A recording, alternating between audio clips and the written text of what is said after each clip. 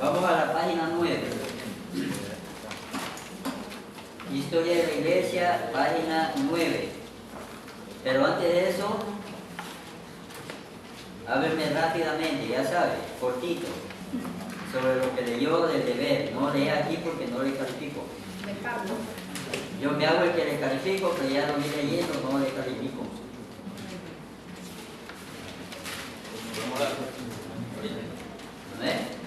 Ahorita. Se trataba del apóstol Pablo.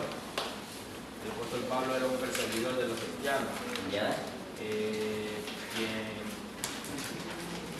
Quien Jesús se le apareció en Damasco, donde ahí él comienza ya su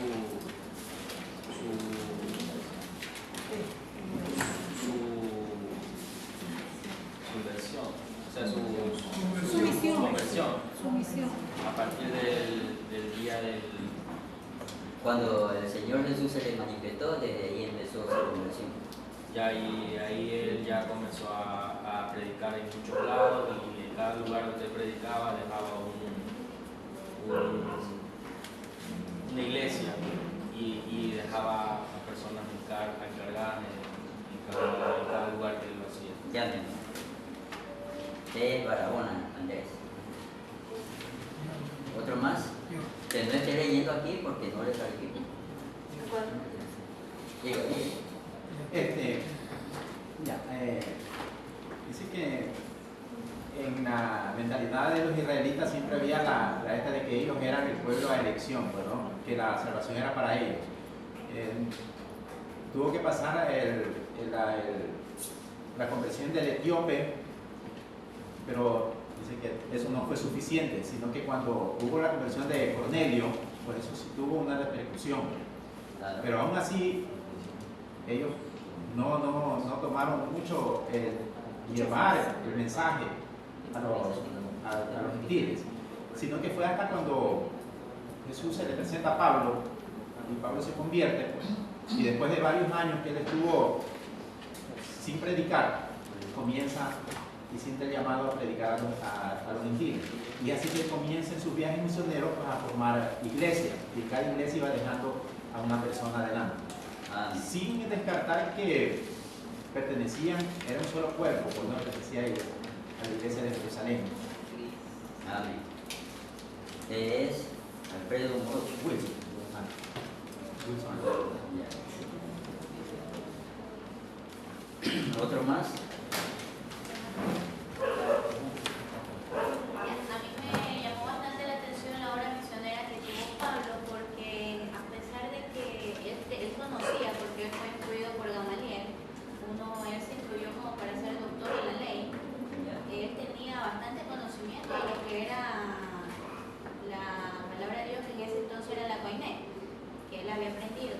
Y lo que él pudo, por medio de, cuando empezó su viaje misionero, él se dio cuenta de que la cultura, como tenían el conocimiento de lo que era la cultura lingüística griego, Claro. entonces ellos podían comunicarse con ellos, y él iba a la sinagoga pero no era bien recibido. En cambio, los convertidos eran gente pagana, gentiles, gente que no conocía a Dios, esos eran los convertidos. Y ahí fue cuando empezaron a haber varias iglesias y comunidades que las denominaron comunidades. Y luego pasaron a ser, esas comunidades no solo se quedaron ahí, sino que fueron expandiéndose y expandiéndose. Esa fue la parte que más me llamó la atención. ¿Cuál es su nombre? Saltos, Carlos. ¿Cómo? Carlos Saltos. Saltos,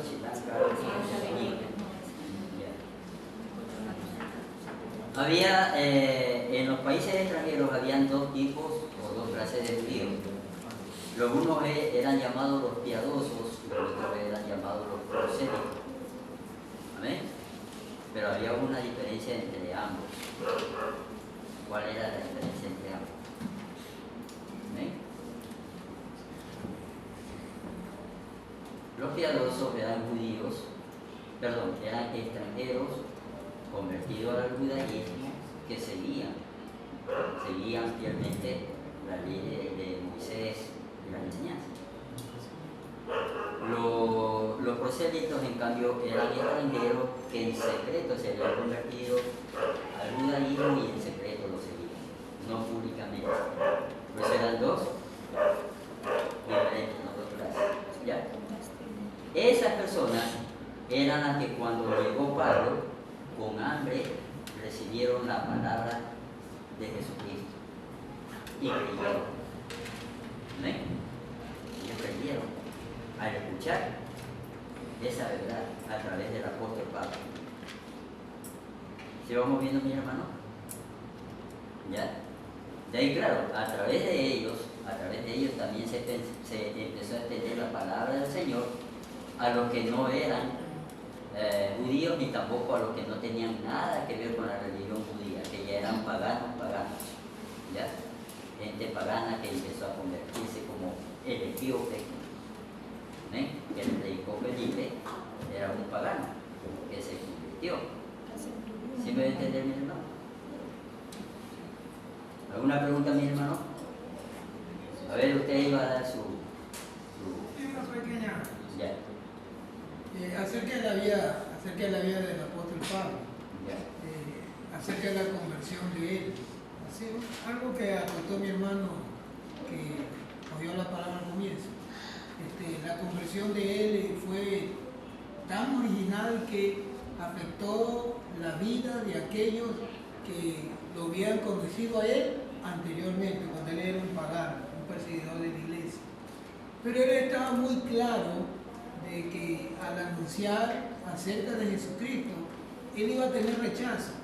La gente no le iba a creer como debe ser. Así es. Pero eso sucede, o sea, lo que le sucedió a él era que le ayudó a la conversión que él tuvo, de verdad como debe de ser, porque él fue consciente, sabiendo de lo que él había hecho en el pasado.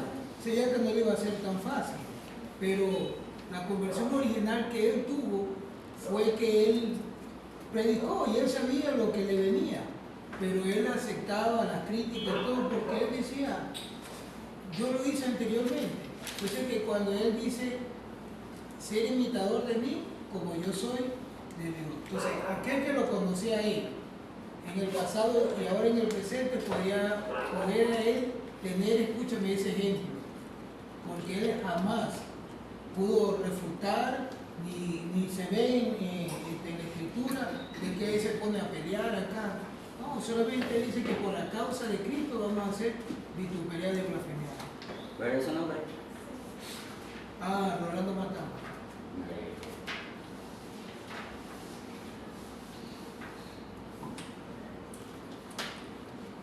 Ya, entonces en la experiencia de Pablo vemos algo.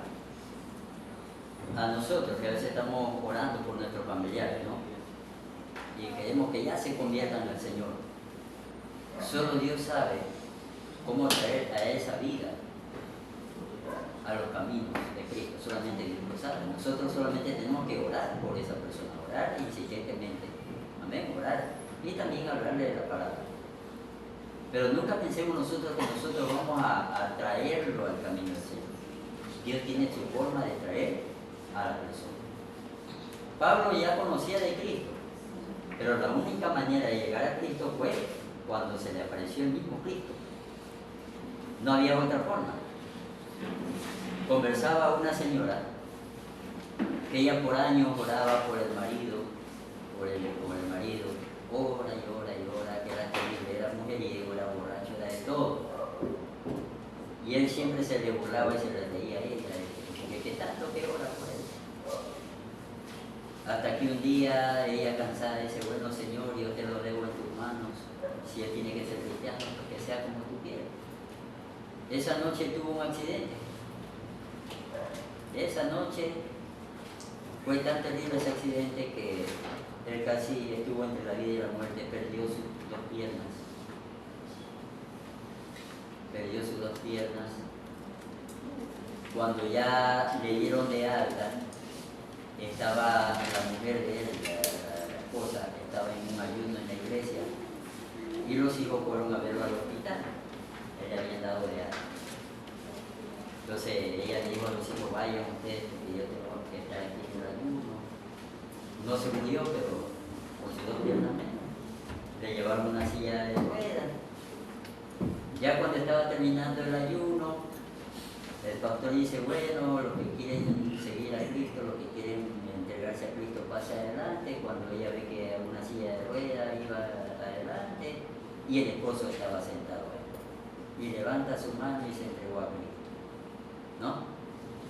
Entonces, le digo que solo Dios sabe qué parte de nosotros tocamos. Porque hay mujeres que dicen, Señor, mira, déjalo cojo, Señor. No, déjalo chillo. No, nosotros no sabemos.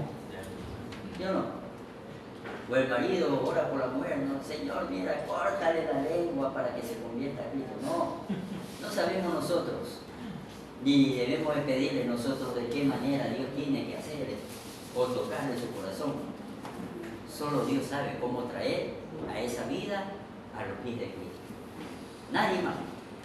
¿Ven? Así que lo más correcto es orar y orar. Seguir orando, insistir en oración.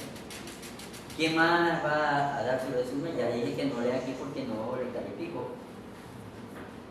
Con esto quiero ver si ha venido estudiando de su casa, ¿no? Si ha venido estudiando de su casa, usted puede dar su resumen tranquilamente. ¿Ven? No un resumen de media hora, ni de 5 minutos, sino solamente de segundos. ¿Ven? Vamos a abrir entonces el libro en la página 9. Página 9.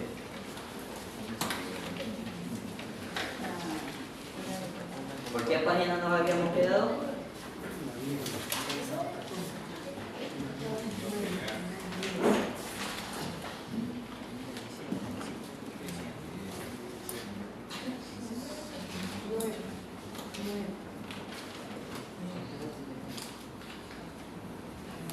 Aquí vamos a la 12, porque yo estoy en la 9, la 10, pues estamos hablando de Coiné, que se me escucha, la Coné, sí. Es la 12, la 12, porque ya yo estoy en la 12. Sí. La 12. Ya vamos a la página 12. Página 12 del libro de Historia de la Iglesia.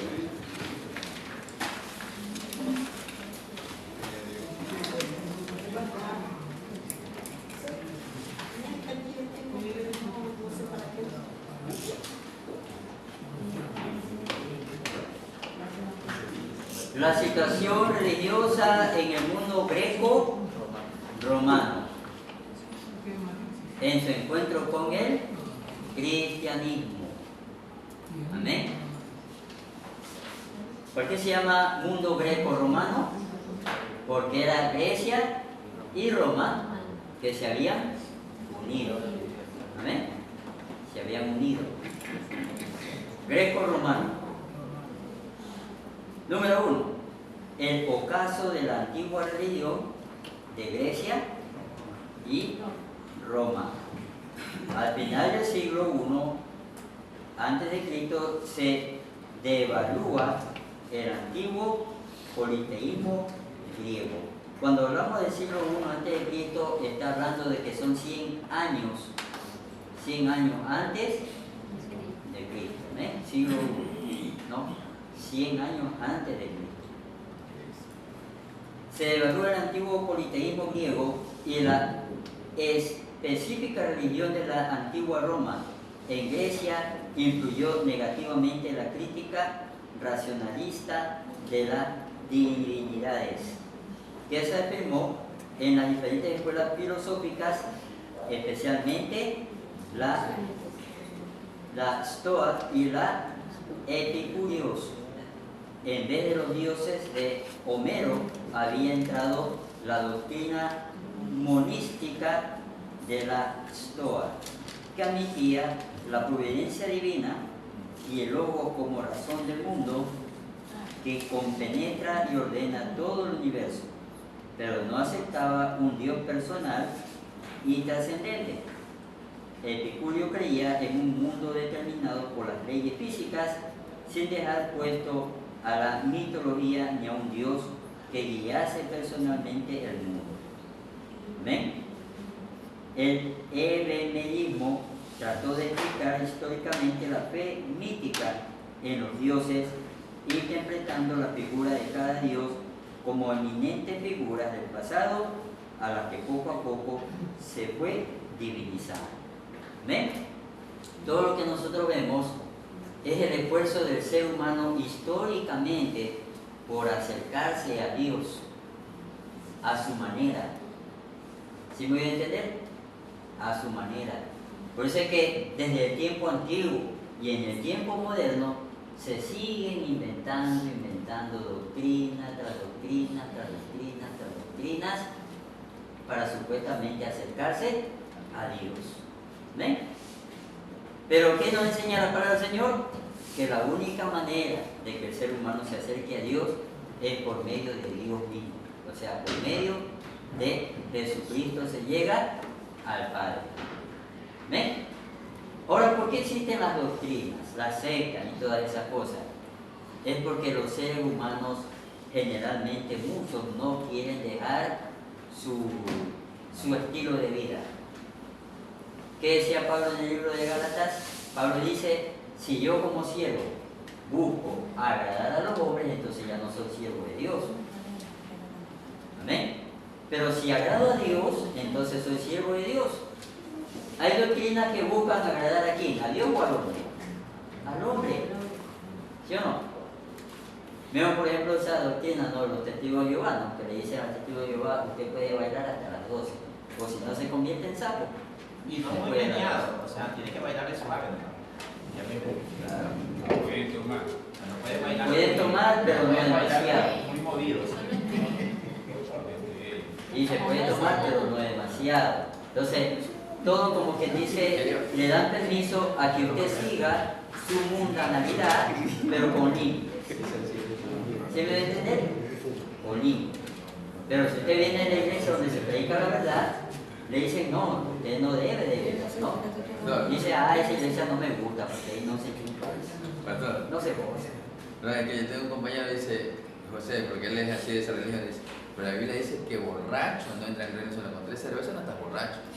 Pues dice que se puede tomar 3, eso vamos a... A mí me hicieron una pregunta muy peculiar en el mismo tema. Había un varón poniendo su nombre y su religión, pero decía que los cristianos pueden tomar, beber, pero no se pueden embriagar. Hicieron esa pregunta. Dice, ustedes sí pueden tomar, no sé por qué ustedes no toman. Yo le hago una pregunta. Cuando Cristo transformó el agua en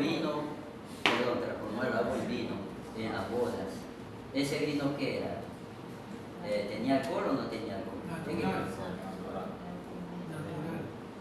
¿De qué era? Era vino. Dice que era, Para mí era porque vino. estaban embriagados. ¿Quién era el encargado de la fiesta? El maestro sabe. El maestresala. ¿Quién era el maestresala? Era el borracho. Dice que estaban embriagados. Era el que sabía de vino. Claro. Era el que sabía de todo. Él después un vinito que sea como agua. ¿Qué le dice? ¿Qué va a ser? Pero es que Cuando el maestresala probó el vino hecho por Jesucristo, dijo, este es el mejor vino. ¿Por qué dijo eso? Estaba bueno. Porque estaba probando un vino añejado. Para que un vino tenga añejamiento, siquiera sus 20, 30 años, para que sea un vino carísimo. ¿Ya? dice que era el Dios, mejor, o sea, más caro. Cristo había convertido el agua en un vino totalmente añejado, quién sabe de cuántos años, pero Entre en más un añejados, instante. más emborrachas. Pero ese vino no es que era para Cristo ni para los apóstoles, No. era para la fiesta de bodas. ¿Sí me voy a entender? Amén. ¿Ya? ¿Sí me voy a entender, mis hermanos? No es que Cristo no hizo a ver, escúcheme acá. ¿Qué dice el Evangelio de Juan? Que Cristo transformó el agua en vino como primera señal. No fue la intención darle gozo a los borrachos, sino para que los apóstoles vean su poder. Ese vino tenía alcohol. Claro que ahí los borrachos gozaron también, ¿no? Pero creyeron. Lo que pasa es que Jesús no tomó. Ahora Jesús tomó vino, claro que tomó vino. Cuando hizo la Santa Cena, tomó vino, pero no se embriagó. Amén. En la Santa Cena sí podemos tomar vino. Tomó vino, pero no se embriagó. Pero nosotros Aquí el problema está, escúcheme. testimonio. A ver, escúcheme esto. Aquí el problema está en el que fue borracho. Yo no fui borracho. Por mí no hay problema si me tomo un traguito de vino que me den, de repente me voy a España, a Argentina, y me dan un asado y me dan una copita de vino para comer el asado. No hay problema. Yo no he sido borracho. Otra cosa es que yo le diga, está bueno, tráigame 3, 4 copas más, ¿no? A mí no me puede dar bien, me dan ya todo. Pero el que ha sido borracho, el que ha sido borracho sí. Amén. El que ha sido borracho, en cambio, sí. A ver, mi hermano, el que ha sido borracho sí tiene que cuidarse. Claro. Tiene que cuidarse porque puede volver a recaer. Yo trabajaba en fibra, yo era fibrero, y mi compañero, yo lo vi a él, hermano, pero él en la fibra él tomaba una cruz, se tomaba. Dicen que con la fibra lo cocina la fibra. Él se tomaba una cruz, una, dos. Entonces le digo, si tú te tomas, yo también. Pero ahí yo me quedé, no, le decía yo no tomo, yo tengo un sueño. Que yo me veía que no, sí, pero así igualito. Dice, yo le decía a una persona, no, sí, yo me voy a tomar una cerveza, no me den una, porque yo trabajo en fibra. Yo me tomo, en el sueño veo que me tomo una cerveza y cuando no me veo que venía con una jave cerveza en el ojo. Entonces yo dije, no, yo no puedo tomar Es que la astucia de él, ¿no? La astucia dice tomar la cerveza por la fibra, ¿sí? La fibra hay en muchas cosas. O sea, si quiere fibra, pues puede alimentarse con cualquier otra cosa. Leche. Pero esa fue una excusa nomás. Pero yo le digo esto, hermano, porque esto es algo serio. Algún día a usted le tocará viajar a Chile, a Argentina, a Europa, a Alemania. En Alemania es costumbre tomar cerveza. Y usted verá cristianos tomando cerveza, pero no embriagándose. Verá en otros países tomando vino, pero no embriagándose. Eso lo vi en una prédica de un pastor bien reconocido, Dante Gebel, y él cargaba una corona en su mesa. Y un cristiano le preguntaba que cómo puede ser posible que él esté tomándose una corona. Y él dijo nada más que Jesús lo había hecho y dijo que lo hizo una sola vez, nada más. Bueno, también hay cosas que como predicadores también tenemos que tener un poco de respeto por la audiencia, porque hay gente que va a entender y hay gente que no va a Es que entender. eso se llama cuidar el testimonio. Por el débil en la fe, más que todo. Como cuando Pablo dijo, yéndose al extranjero, imagínense que usted lo manden a China, y en China, ¿qué va a comer usted? En China le ponen un buen ratón hornado, ¿usted se lo comería? ¿Usted se lo comería? ¿Qué le va a decir a la familia china que usted la quiere convertir a Cristo? No me ponga esto. ¿Qué hago? Ofende a la familia. Porque allá es costumbre. Pastor, leo lo que dijo Pablo. Por eso Pablo decía, cuando usted lee el libro de los Corintios, ¿no? Pablo decía, si te ponen algo en la mesa, no preguntes nada, solamente ora y come. Pero está hablando de el extranjero. Porque él como judío, allí en Israel no comían chanchos, no comían conejos, no comían cangrejos, esas cosas. Pero en el extranjero estaba obligado a comer cosas que jamás había comido. Todo por causa de ganar almas para Cristo. Y también porque era lo único que había de comer, pues también. Amén. Hay países donde usted va a ir, si Dios lo envía como misionero, de que lo único que hay de comer ahí son dos cosas, legumbres e insectos. ¿Y usted qué va a decir? Solo denme legumbres. Si le ponen el insecto más caro que hay por allá, ¿no? Va a venir un predicador, ¿no? Hermano, dice el hermano Morocho viene por acá. Póngale la especialidad de la casa, lo más caro, mandan a comprar al restaurante. ¿No? ¿Y ahí qué le ponen ahí? ¿Cómo se llaman esos animales? Escarabajos, ¿no? Le ponen un buen escarabajo con una ensalada. Y el hermano se queda mirando el escarabajo. ¿Pero cómo no me lo como? Y desde ya el dueño de casa dice, hemos gastado lo que más teníamos de dinero para recibir ese predicador. Solo para darle lo mejor de lo mejor, como cuando te hace una camelada, ¿no? Y invita a un alemán y el alemán se queda mirando el cangrejo y dice, una araña.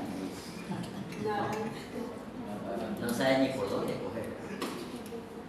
Entonces, así es también cuando vamos al extranjero, ¿no? ¿Ven? Y con esa cuestión del vino, usted no se olvide nunca de que la verdad de la palabra dice que Jesús hizo un buen vino, Él no hizo agua ni nada de esas cosas. El vino malo, que era el vino de menor alcohol, siempre lo daban al último, porque ya la gente estaba emborrachada y ya no sentía.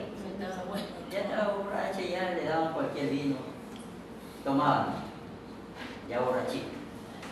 Por eso es que el maestro Sala decía, uy, dice, ha dejado el mejor vino para el último, está mal, pues. Si el mejor vino se lo sirve primero para que la gente se emborrache. Ya el vino barato ya no lo sirve. ¿Sí o no? Como cuando usted le daban el trago bueno y después el trago barato, ya ni sabía que era trago barato. Dice, a mí era el ron, porque solamente ron, y le daban el vaso, ya el borrachito, ya le daban ahí cerveza, sí, toma, ni sabía eso. Amén.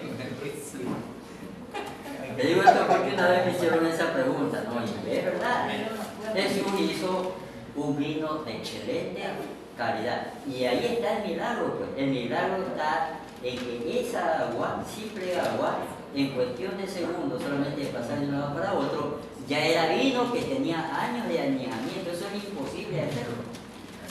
Imposible que usted coja un vino de uva para que sea un buen vino. Tiene que pasar sus 20 años siquiera, pues. Amén. Un vino excelente, sus 20, 30 años. ¿Sabe cuánto vale una copita de vino de 30 años de añejamiento?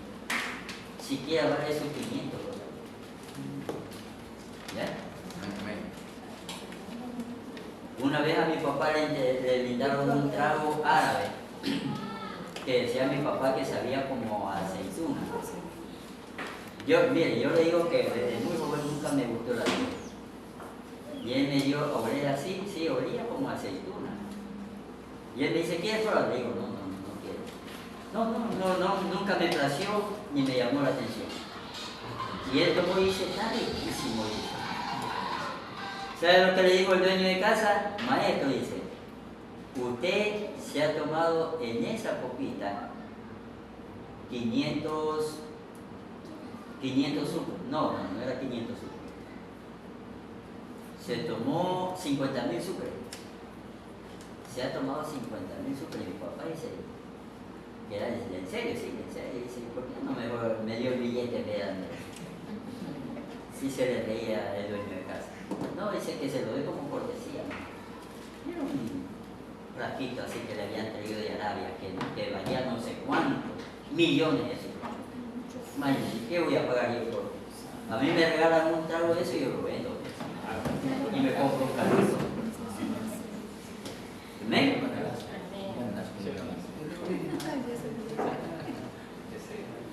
Sigamos, página 12, la siguiente parte.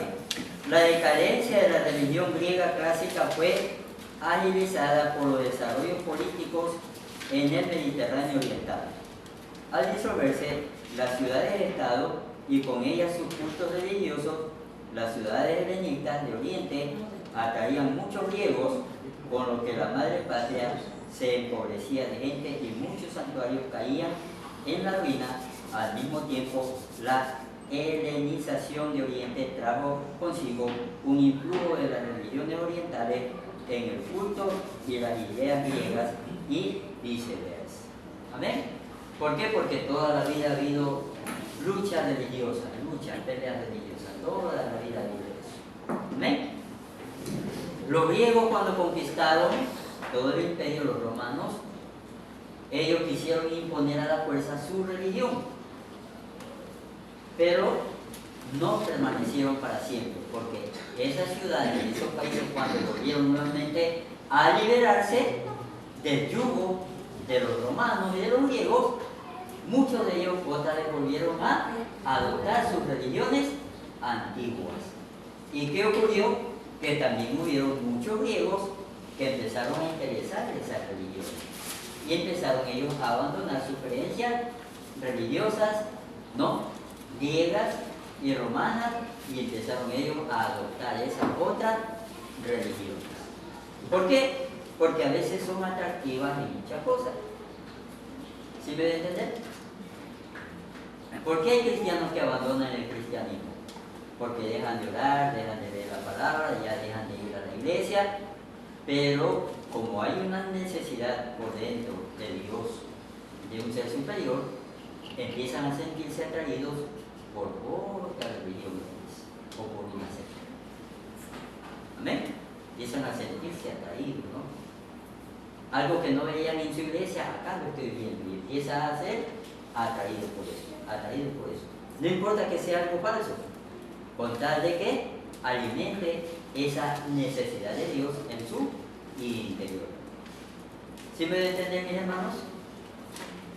La última parte dice: en este proceso de disolución se vio envuelta también la antigua religión romana.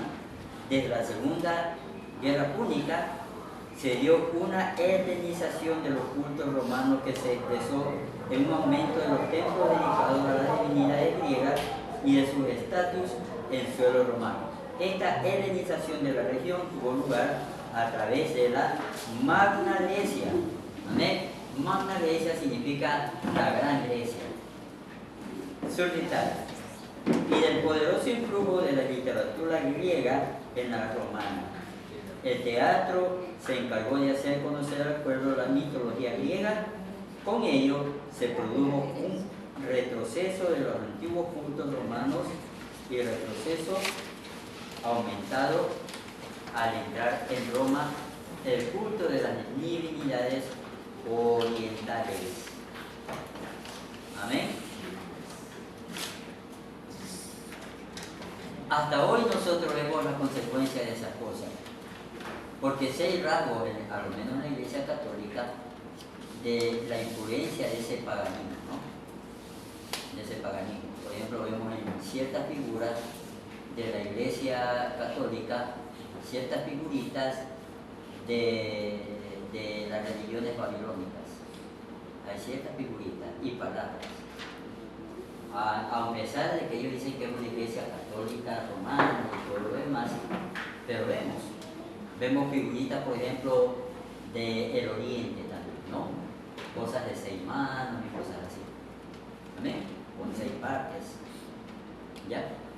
En figuras de la iglesia católica romana, que es una mezcla de muchas religiones antiguas. ¿Amén? Y también pues el mismo nombre, ¿no? de las deidades que ellos adoran, ¿no? Como San José, María de no sé qué, María de no sé cuánto. Creo que ahí aparece María la del barrio, y todo eso aparece por ahí. Y solamente le cambian de nombre y de vestidura, pero es el mismo Dios o diosas que adoraban los romanos, los griegos y divinidades babilónicas. ¿Sí lo deben entender, mis hermanos? Pastor, una pregunta. Ellos mismos, vamos, ellos adoptaban la misma forma griega de los dioses Zeus, Afrodita. Claro, miren, si usted ve una fotografía, por ejemplo, de Roma, usted va a ver esos dioses que ahorita le dicen San Pablo, San José y todo lo demás, ¿ya? Son figuras de personas blancas, ojos verdes, rubios. ¿A qué me quiero referir? A que los judíos, los israelitas, son personas que tienen casi nuestro color de piel, porque ellos viven en una parte asiática. ¿Ven? Ellos no son personas blancas de ojos verdes, nada de esas cosas. ¿Ya? Entonces, usted ve las figuras de la Iglesia Católica, personas europeas, romanas, de color de piel y de ojos. ¿Ven? Que no tienen nada que ver con personas israelitas o judías, no tienen nada que ver. ¿Sí me deben entender? Como cuando los que eran católicos, ¿no? Que adoraban antes a ese cuadro del corazón de Jesús y otra cosa más. Y usted ve pues a un Jesús con manos finitas, ¿no? Delicada, blancas totalmente, ¿no? Ojos verdes, rubio, yo no, una nariz bien perfiladita. Y los israelitas tienen esta punta de la nariz brotada, así era Jesús, con esta punta de la nariz brotada que le llamamos aguileña, nariz aguileña, que es brotada. Así son los israelitas, así son los judíos, los árabes, por esa zona. Hasta las mujeres tienen esta parte brotada, pero los hombres tienen más brotado y las mujeres tienen menos brotado, ¿no? O sea que es una, en las mujeres es como más delicado, en el hombre es como más embutecido. ¿Amén? Nariz aguileña le llamamos. Entonces, si en verdad hubiera sido, por ejemplo, San Pablo, San Pedro, hubiera sido con nariz aguileña, medio morenito, ¿no? Diferente. Pero no, porque como es Roma, es Europa, entonces todo es blanco. ¿Amén? Entonces, ahí está la gran diferencia. Adoptaron a esos dioses paganos, vistiéndolos de santos cristianos. ¿Te he explicado bien, hermanos?